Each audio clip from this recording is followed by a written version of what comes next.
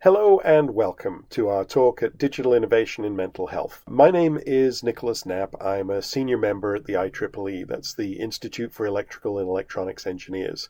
I'd like to introduce my co-presenter, who also happens to be my eldest child. Hello, I'm Sophia. I'm currently a student. We've co-authored a paper. We have another one in the works, and we've done a few presentations together. Let's set the scene. What I'd like to do first is just look at a little bit of almost ancient history. So, it's the 18th century, and suddenly you have a bunch of machines that are water and steam powered. And they're really, the Industrial Revolution really changed society. It created new world powers, certainly cemented the emerging ones, and transformed society as we know it.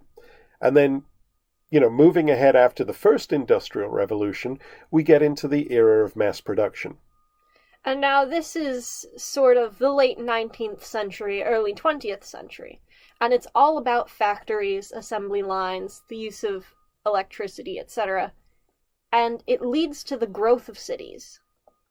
So, again, a seismic change in the way that society is structured and organized. And many people consider the third industrial revolution to be the shift to computerization. And that happened in the mid to late 20th century. From, 1950s onwards, you started to see governments deploying computers for massive data tracking and so forth.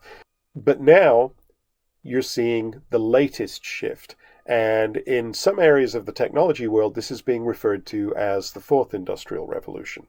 And this industrial revolution is going to be all about data and the datafication of everything.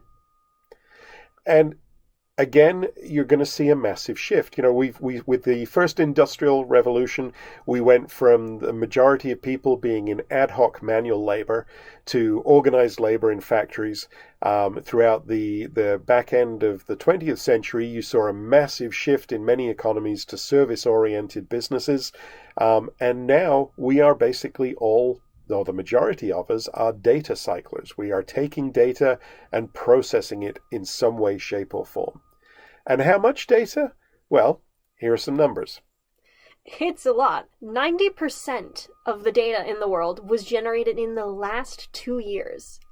Every minute, there are 188 million emails sent, of which about 103 million are spam. 4.5 million YouTube videos watched, and for those of you who might be invested, 1.4 million Tinder swipes. So, check your phones. And this stat of 90% of the data in the last 2 years has held true for multiple years now. So that tells you just how steep and crazy the rate of growth is. Our basic assertion in this talk is that as a society, we have already moved to being data-based, but our expectations and our societal rules are lagging dramatically. And that is going to cause, and is already causing, significant harms, both in real life, in online life, but it also very much applies to health and mental health. The world has changed, but society and our attitudes have not. And this is very clearly a recipe for disaster. So we put together some examples from the sort of traditional world as we know it, right? So here's one example. An apartment is on fire. So first question, should there be a public service fire brigade? And that seems like a pretty obvious yes. Does the fire brigade need permission to enter the building? Are they supposed to wait outside till someone comes out and lets them in? Well, that seems like a no, right? You want them to fix the problem. Do they need permission to break down the door and otherwise damage the property if it's for the greater good? Again, the obvious answer would seem to be no. And do they have to clean up after themselves? Well, it would be nice if they would, but, that's what insurance is for and so forth. So, this is very clear. I think almost all of us would agree that the answers to all of these questions are very obvious. Let's look at a second example. So, again, we've got an apartment in a series of dwellings, all of them connected, and this apartment is storing highly volatile chemicals. So, question number 1. Should this be allowed? I feel like most of us probably say no. I mean, I don't know about you guys, but generally I prefer to not be near hazardous chemicals all day. And so question number 2. Does a public agent, such as the fire brigade or the police, have the right to enter the apartment? Again, most of us would probably say yes under certain circumstances, like highly volatile chemicals. Question number 3. Do they have the right to seize and remove dangerous goods? Again, probably yes, given the hazardous chemicals. And then question 4. Does the property owner have the right to compensation if the goods are confiscated? And that last one's a bit of an open question. You could see arguments for and against it. But again, overall, I think the answers are pretty clear. Okay, let's take a third example. You've got a freestanding home in the middle of nowhere, and they basically open their doors to anybody that wants to stay there, no questions asked. So this is sort of like an unruly Airbnb. They charge money, typically, but they never ask who you are. You're allowed to come and go as you see fit. And, first question, should this be allowed? Well, this we're probably a little more uncomfortable, right? With in that, unlicensed hotels, that seems a little weird, right? And not knowing who's coming and going, that feels a little weird too. Do they need to be licensed or monitored? Well, maybe, yes. And is it okay that people can stay without presenting ID? That one is, again, kind of borderline. It would sort of depend. But it's certainly on the edge of our collective comfort zones. So let's take these scenarios and flip them to being about data. So, first example. A computer server at a private company is infected with malware. It is connected to many other computers and may well infect them. It can also be used as a vector for mounting cyber attacks. So, question 1. Should there be an equivalent of the fire brigade? Question 2. Do they need permission to access the server? Question 3. Do they need permission to break down any cybersecurity the company has in place and otherwise damage company property if it's for the greater good? And question 4. Do they have to clean up after themselves? And let's be very clear here. If a server at a private company is infected with this malware, and it's aggressive malware, it will infect others. So the analogy to the apartment that's on fire is very valid. Now, this particular question was triggered by an article that said that the FBI in the US had been hacking private companies in order to fix their Microsoft Exchange servers. And our collective initial response to that was, boy, that seems super sketchy, right? That a government organization is breaking into private servers. But if we flip it and just accept that data is universal, there's a really strong argument that there should be an equivalent of the fire brigade in the interests of the public good. So let's go on to example number 2. Here we are again. A server stores highly dangerous malware, and it's connected to the internet. So, question 1. Should this be allowed? Question 2. Does a public agent, similar to the fire brigade or the police, have the right to access the server? Question number 3. Do they have the right to seize or remove dangerous software? And question 4. Does the property owner have the right to compensation if the software is confiscated? Now, if we think about computers and data as a new thing, right, this all, again, seems super sketchy, like the idea of the FBI hacking private property.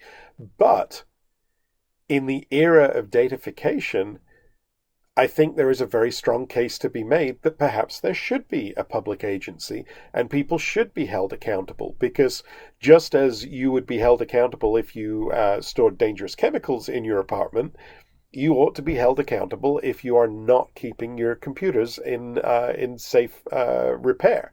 And again, it just kind of illustrates how our initial reaction, especially those of us that, we grew up as computers arrived, may be very different to those of us that, computers arrived after we had already been around for a while.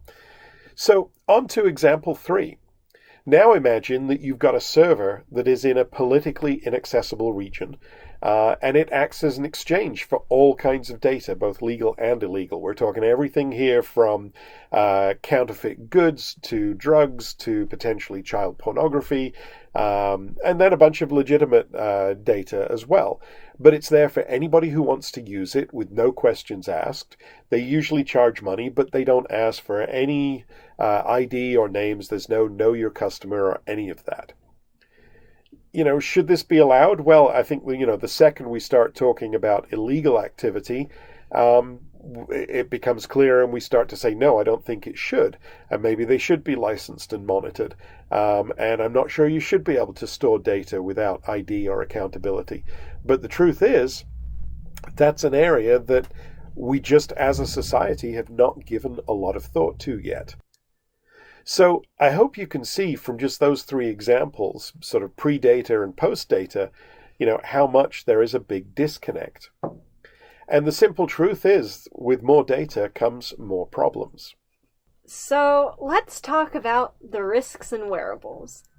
A study published in the Journal of the American Medical Informatics Association in September of 2020 evaluated how often the pulse monitor in the Apple Watch led patients to seek medical treatment they didn't need.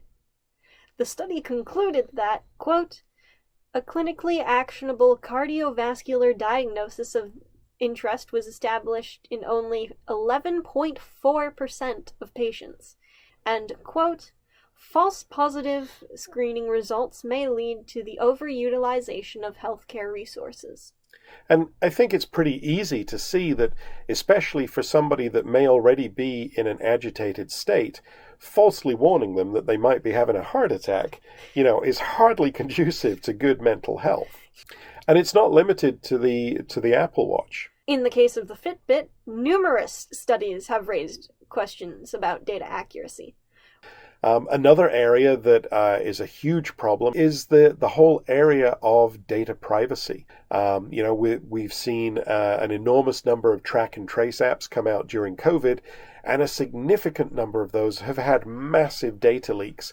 They exposed incredibly personal data of millions of people, and again lead to very concerning outcomes that would impact both the mental health and the physical health potentially of a lot of people.